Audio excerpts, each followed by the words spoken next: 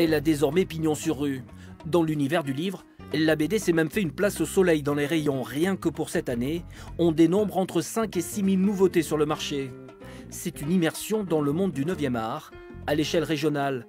Une histoire de bulle normande, en 4 épisodes.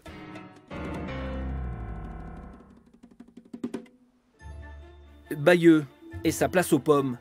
C'est là que nous avons rendez-vous avec Jérôme Héault. Voilà 6 ans maintenant que ce dessinateur originaire de l'Île-de-France a posé ses crayons dans le Bessin. Entre 2 allers-retours à la capitale, il intervient également au plan local dans le milieu associatif, comme ici, au 3-18. Salut les jeunes, ça va? Salut. Ça fait plaisir de voir tout ce monde. L'idée de faire des interventions avec des jeunes, bon, on est quand même quelques-uns à le faire. Après, certains dessinateurs, transmettre au travers de leurs dessins, ça leur suffit. Moi, j'ai besoin d'avoir ce contact, cette rencontre, ne serait-ce que pour être sûr que je tape pas à côté. Est-ce qu'il y en a parmi vous qui aiment bien dessiner plus particulièrement? Y a-t-il des futurs mangaka dans l'assistance? On raconte ces histoires pour soi, on se dessine souvent pour soi, et on veut les offrir aux autres.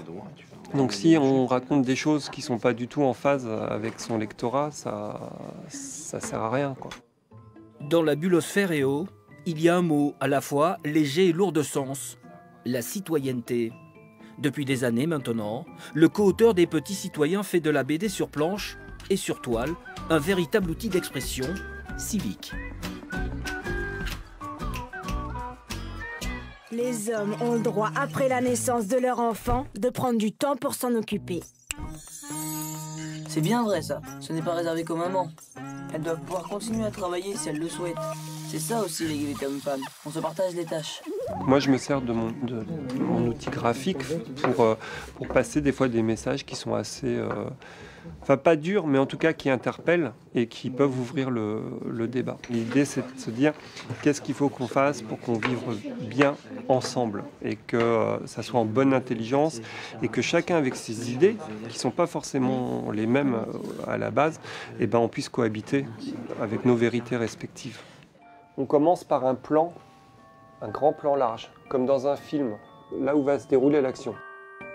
Ce qui compte, c'est pas de savoir dessiner comme des dieux, c'est pas être les meilleurs, mais c'est d'avoir l'envie, quelle qu'elle soit. J'ai déjà intervenu sur, après justement les événements de Charlie Hebdo, pour travailler un petit peu sur la caricature. Donc c'était le premier dessin qu'on avait fait avec lui. Donc on avait travaillé sur la caricature pour une première approche, pour savoir que c'était aussi, qu'il y avait des dessinateurs qui existaient dans la région de Bayeux.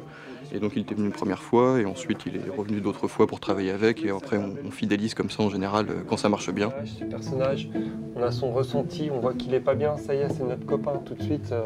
Pour moi, c'est un artiste à part entière.